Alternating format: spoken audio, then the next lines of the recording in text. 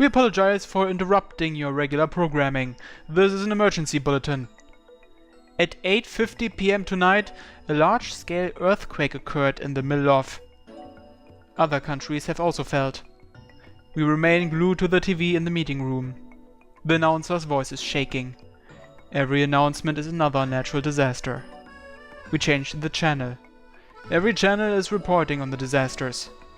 No one knows how many casualties there are. Several areas deep inland have been wiped out too. Many transportation networks have been completely broken. Railroads and other forms of public transit are frozen. The wounded count continues rising. The telephone network in one prefecture goes down. Other disasters periodically occur in other regions of Japan. This just in, the southern bay of... She's almost screaming now. Everyone goes pale and stares at the screen. Akane! I know you're doing this. Damn it, why are you... She's starting to become just a villain in my mind. Please remain calm, but... Today at around 10 p.m. a large volcanic eruption occurred at Mount Fuji. I repeat, at 10 p.m. Someone faints and falls to the floor. Team 1, get going! There's no way to know when something will happen here. Hurry! The evacuation teams start mobilizing. Each one gets onto a small open-air freight car. Teams 3, 4 and 6, you are next. We're going to try to transport 100,000 people underground. It's an insane task. People are going to panic and riot. And even if we succeed, we'll only save one city. There's no point. That's how I feel about it now. Even if we can get a small percentage of humanity safely inside that miniature world, so what? It's so meaningless. The more I think, the less I can act. Logic drags me down. So that's why we are doing it now.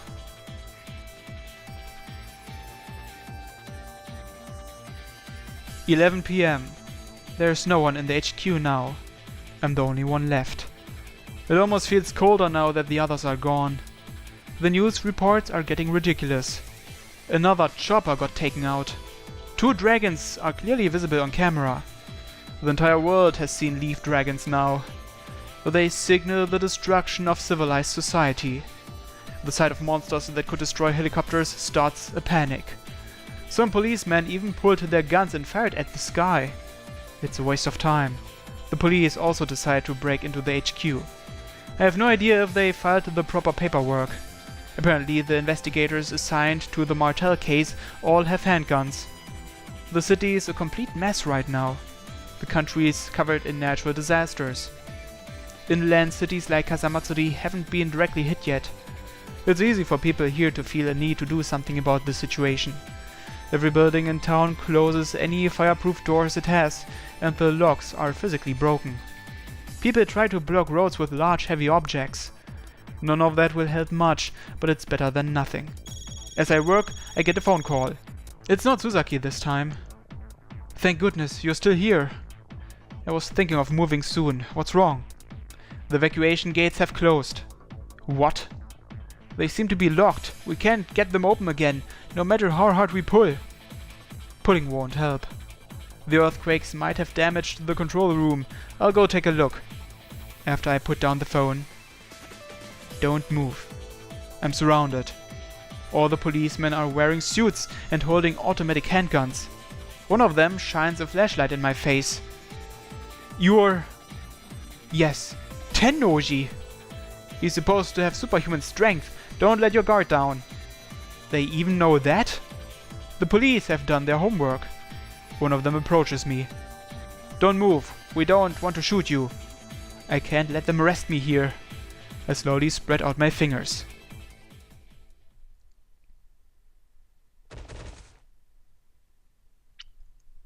The 3 men fall to the ground.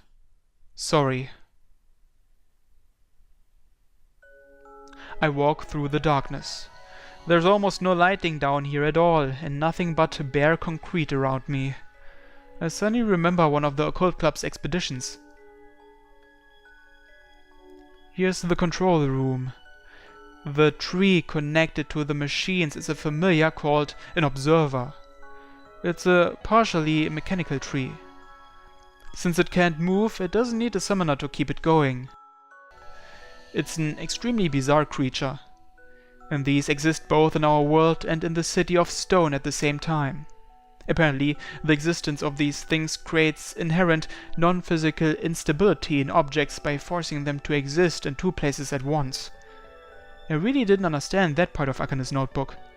Long story short, this familiar manages the gates. And it stopped working. What the hell? Is it broken? How do we evacuate everyone now? Damn it, what's going on? I hate Akane.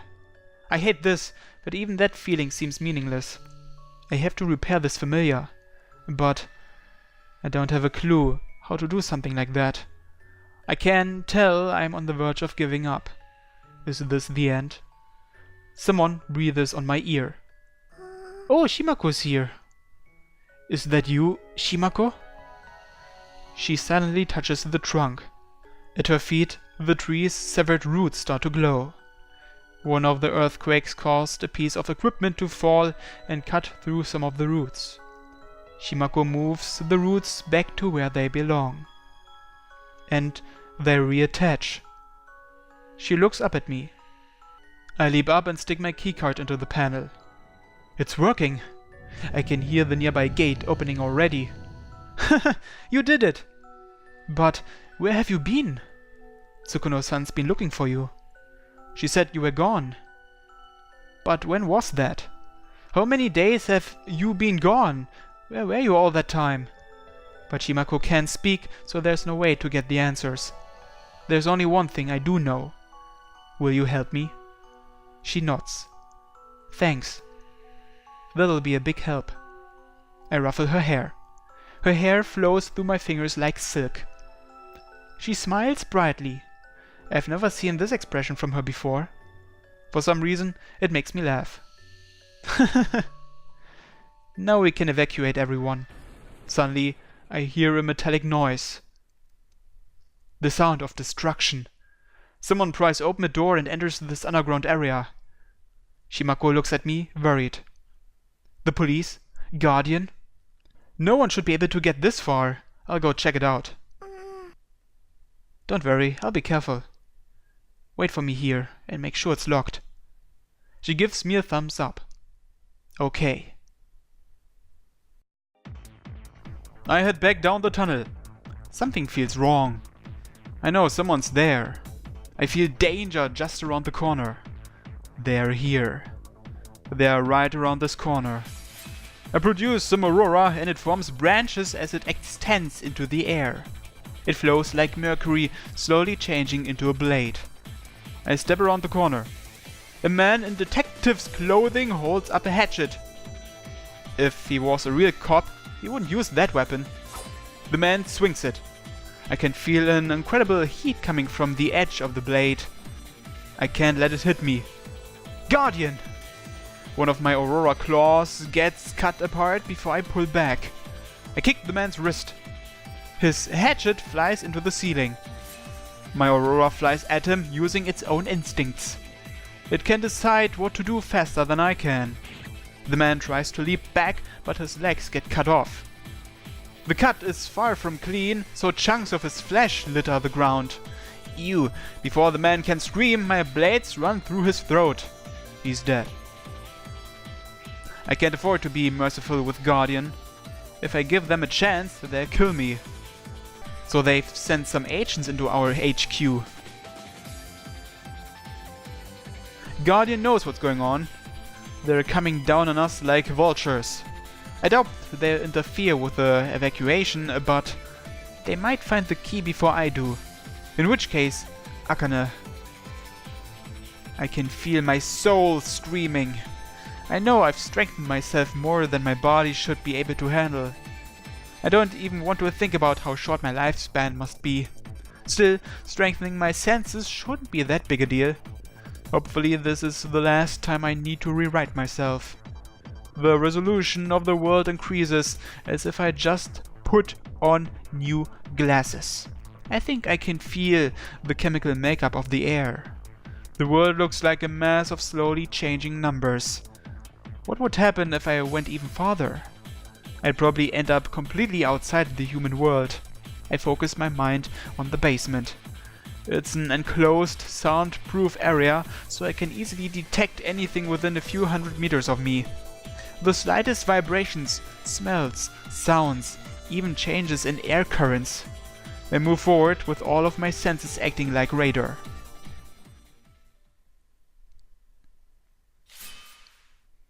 My Aurora chews through a superhuman's neck and he falls to the ground. He also drops an axe. I finish him. I locate one more intruder and bring him down too. That's the last suspicious presence. Before long, I sense a new presence. Someone heading straight for the control room. Shimako's defenseless. I head back to her. How does he know where to go? Even Guardian shouldn't know the exact layout of this place. I leap from the tracks to the platform and rush into the control room. A tall black shadow is trying to pry the door open with its bare hands. I instantly make a new blade. I attack. He doesn't dodge it. But this guy! Takasago turns around and smiles at me, blocking my Aurora with his arm. You... どうした?おっかねえ顔してよ。大丈夫だ。もう争う気はねえよ。俺もこうして一命を取り留めたしよ。That wound should have been fatal. 病院でいい薬を使ってもらったんだよ。Not that amazing. あるんだな、これが。Takasago doesn't stop smiling. He was covered in deep gashes the last time I saw him. Even if he could survive that, there's no way all his limbs and organs should still work. What are you doing here? おお、援軍に来たぜ。状況はどうなってる?そうとはひでえことになっちまってるが。This still doesn't feel right. 強制捜査が行われてるよな。でも、どうも現場の独断みてえだ。みんなおかしくなっちまってるな。おまけにガーディアンまでご登場っとくら。Did they attack you? 俺は関係者だぜ。ここにだって何度も足を運んだ。だからよ、連中の知らない道も使えんだ。ご存知の通り、俺は弱えからな。こそこそ隠れながら来たんだよ。で、あれは何してんだ? You should know, we are trying to evacuate everyone before salvation kills them. おお、そうか。こいつが止められると、あっち側への通用方法が限定されちまうからな。でもな、天王寺。救済ってのはよ、人間がいくら気張ったところで、鍵が本格的に動き出さないことにはどうにもならねえもんなんだよ。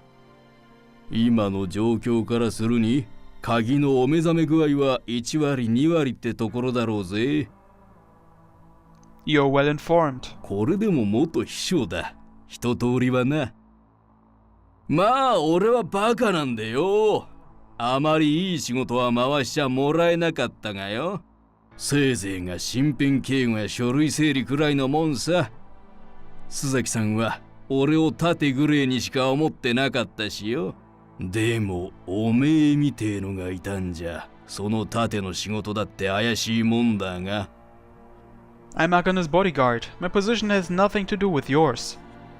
His smile disappears. そっちがそうでも、周りのもんは比べちまうんだな。同じ仕事してて、片方が若くて腕もあるとなりゃよ、比べねえわけねえ。しかもそいつが実は超人様だときちゃ、最初から勝てるわけがねえ。Takasago forces his distorted face back into a smile. まあだからよ、感知しちゃいねえが、こうして手柄を盾に馳せ参じたってわけだ。That job doesn't matter anymore. いやだからよ、鍵が目覚めるまでにはまだ時間がかかるだろう。救済だってこのペースじゃ数日がかりだろう。それでも大災害だけどよ。守りは多い方がいいはずだ。だろう I can't honestly accept that offer. Takasago's part of Gaia. He should be an ally. But I just don't believe him. I can't trust him. My senses search for what lies behind his smile. Hatred. Envy. That's all that Takasago consists of right now. Takasago-san. 救済の儀式はどこでやってんだい？神殿の内部じゃねえのか？ I don't know either. そうかい。そりゃよくねえな。じゃあこうするか。俺はここを守ってる。おめえはお嬢さんを探してこいよ。おめえは聖女様の森人なんだろ？どうした？行けよ。安心しろ。俺にもまだ使える魔物は残ってる。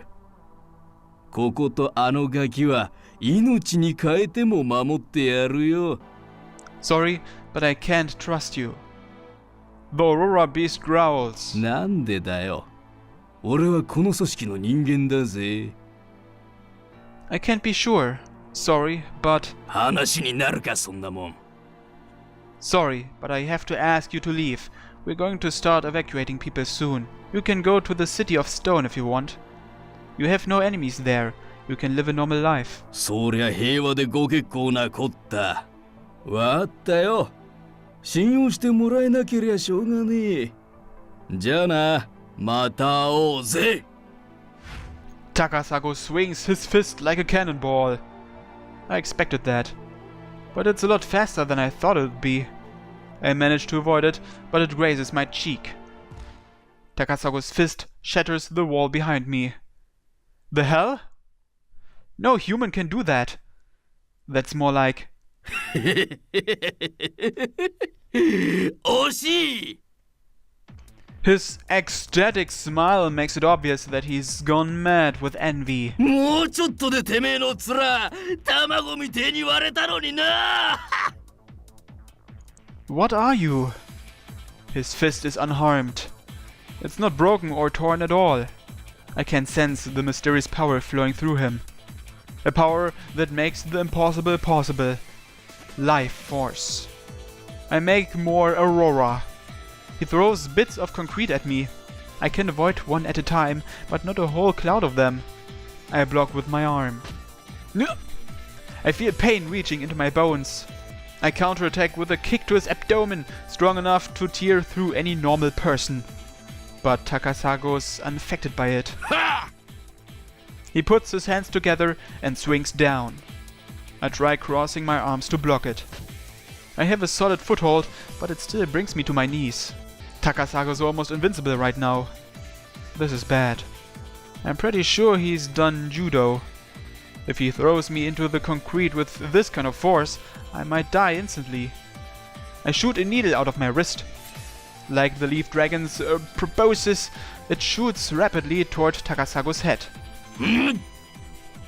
He quickly steps back. I make another blade and charge forward. Takasago jumps back farther than any human can. So he can dodge me this easily. My Aurora has animal instincts of its own now. That's why I've been able to kill so many superhumans. But even that missed him, so I know Takasago's exceptionally dangerous. My Aurora roars, sensing a worthy adversary. A small magic circle appears at Takasago's feet. A tiny familiar flies out. A beetle, 15 centimeters long. Its heavy wings buzz as it assaults me. The horn on its head crashes into my blade. It could easily cut off a normal person's wrist, but my Aurora cuts through it instead. おっかねえな。そういう力だったのかよ。ずいぶんためらいなく繰り出すじゃねえかよ。何人も殺しただろう、おめえ。世間知らずのガキが世間知らずのまま人殺しになりやがって。親泣いてんぞ。Don't talk about them! I cut through the second beetle as it comes out of the darkness. But the third one hits my neck. Sharp pain runs through me. Since it's behind me, I quickly decide to back up and crush it against the wall. Now that it's pinned, I repeatedly hit it with my right elbow. 3, 4, 5. Finally it dies. Farther down the tunnel, I can hear Takasago laughing as he escapes. 世界最後の数日間だ。もっと楽しまなくちゃな。 A fourth and fifth beetle fly at me together. I let the Aurora take care of them. Two separate blades fly out and cut through them. Takasago's long gone now. I put a hand to my neck. Thick, sticky blood covers my fingers. Damn it. I checked the control room. Shimako's fine. She's sitting down next to the observer, completely unconcerned. That guy was scary. Shimako shakes her head. What the hell happened to him? Somehow he not only survived, but made himself far more powerful. He can even use more familiars now. But why was he so strong? Gaining that much strength as well as all those familiars just doesn't add up. That shouldn't be possible, but... Takasago aside, Akane. If there's still time left over after I'm done here, I'm going to find Akane. Though I'm sure I'll waste most of my time looking. Even if I find her, I'll barely have time to say anything to her. What could I say anyway? Why did you do this? I love you. Whatever I say, we'll probably spend our last moments clutching each other. Whoa, don't scare me like that. She's standing behind me like a ghost in a horror movie. I didn't sense her at all. And I can tell what she has to say just from her eyes. Eh? You're done here? The observer's fixed? Really? I reach out toward the tree. A sharp branch flies out of it. Gah! It almost skewered me. It's poisonous? Tell me that sooner. Though I guess it's good that it can defend itself. Okay, let's get going. I reach for Shimako's hand, but she moves away. What's wrong? You want to stay here? If you're not going, neither am I. Shimako goes quiet. You're too young to do a heroic sacrifice like that. Now let's go.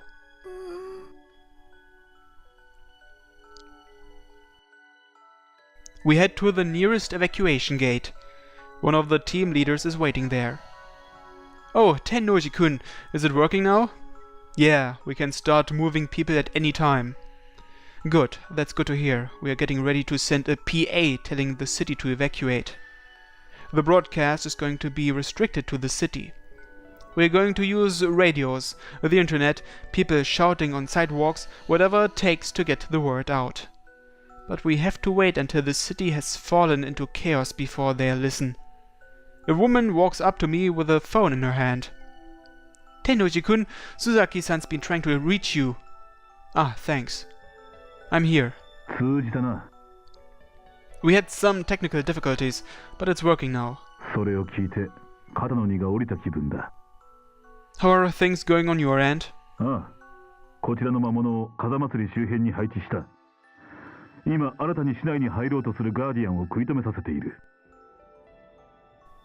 What has Guardian been doing?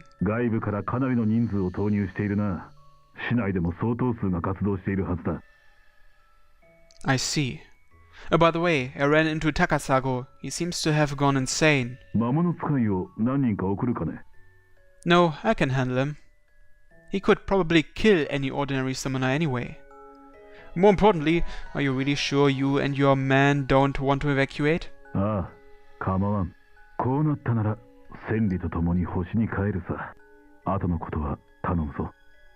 Okay. That was the last time I spoke to Suzaki. I'll head back to the surface now, to do what I can. Good luck, we probably won't be in contact again, so this may be farewell. Yes, good luck to you too. We shake hands. All the other employees there also shake hands with me, one at a time. Also, please take her with you. Shimako glares at me. I know what her eyes are saying, but I pretend I don't. I push the girl forward. She's a handful, but please take care of her. Understood, we'll keep her safe. So what are you going to do up there? I want to oversee the rest of the evacuation. What about Akane-sama? I have a feeling I won't be able to see her until the very last moment. I've never been able to outsmart her, so I have to make her want to talk to me again. Are you going to stay up there? Probably, but I'll see how I feel when the time comes. What about you guys? We'll make sure as many people as possible make it into the shelter. Humans are so strange. Almost all of us want to stay here when the world ends. But I think you should be one of the survivors. If you change your mind, come back down here anytime. Thank you. I feel better now. I'm ready to go out there and do what I can. See you later, Shimako. The girl's face looks pained, but I can't take her with me. She shakes herself free and runs toward me. Sorry. I run away, fast enough that no child should be able to catch me. I think I hear a scream from far behind me. What? What the? Looks like nature is taking over, huh? It hasn't even been half a day since I went underground. But it looks like this. This is salvation? Even the inland areas look like this now. All the people must have run away somewhere. I can't see anyone here. Everything's covered with a layer of green. Is the whole world going to be devoured by forests? I walk by a shop window. One of the TVs they use for advertising still works. I can see a news program on it. The announcer is screaming. The series of images they show almost looks like a cheap disaster flick. Earthquakes, tsunamis, forest fires, volcanic eruptions. All of it is happening at the same time, all around the world. The people are all running around like headless chicken. The streets are filled with refugees, the communication networks are down, food and other essentials have all been bought up. Rioting has already started in some areas. What about the rest of Japan? Several volcanoes have erupted already. Mount Aso, Kunimi Peak, Sakura Island. All at the same time. And the earthquakes have been making several tsunamis. 20-meter high waves assault the coastal areas, causing tremendous casualties. Some regions already have tens of thousands dead or missing. There are news reports of some islands sinking back into the sea. No one can even estimate the total death toll for the country. This has all happened in less than half a day. My whole body shivers. Akane has been fighting against society. Her sins are undeniable and unforgivable. The UN has started devising countermeasures for the global super disaster. There's nothing they can do about it. The only way to stop this from getting any worse is to destroy the key. But if I do that, then why have I been following Akane this whole time? Trying to do the right thing this late in the game just means I never thought things through when I should have. I know I thought hard when I chose this path, but I can't help but feel I made a mistake. I love Akane, but I hate the sins she's committed. This is the Disaster Relief Agency. We have an urgent message. We are finally starting to tell people to evacuate. Please gather up all your necessary belongings, leave any money or electronic devices behind. Bring clothes, medical supplies, and enough food and water to last for at least a few days. We won't need money or cell phones in the other dimension. We've already set up an independent government down there. It's as ready as it could possibly be. If we can get everyone inside, there's nothing else to worry about. I find the nearest building nearby and head inside. It's deserted. Hardly any plants have gotten in here yet. I break through all the doors in my way. The elevators aren't working, so I use the stairs. From the roof, I can see most of the city. The evacuation instructions are repeated over and over.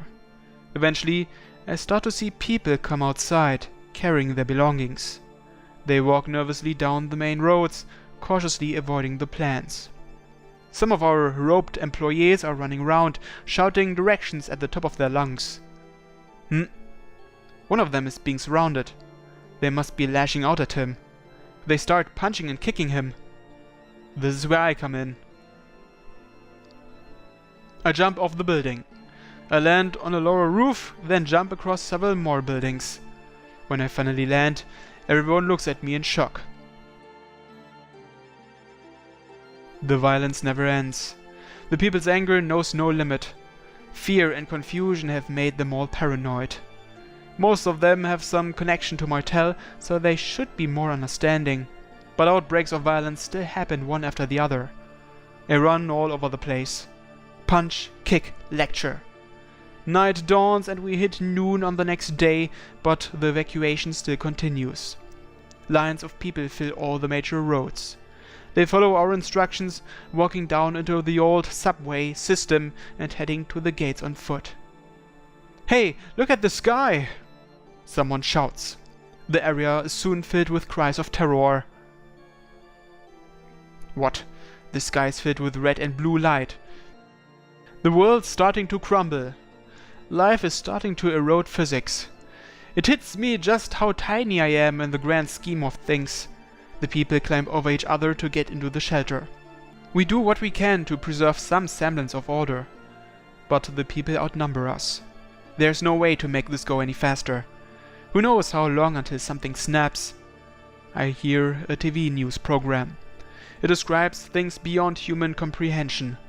The salvation continues, which is wonderful for the Earth, but cataclysmic for humanity.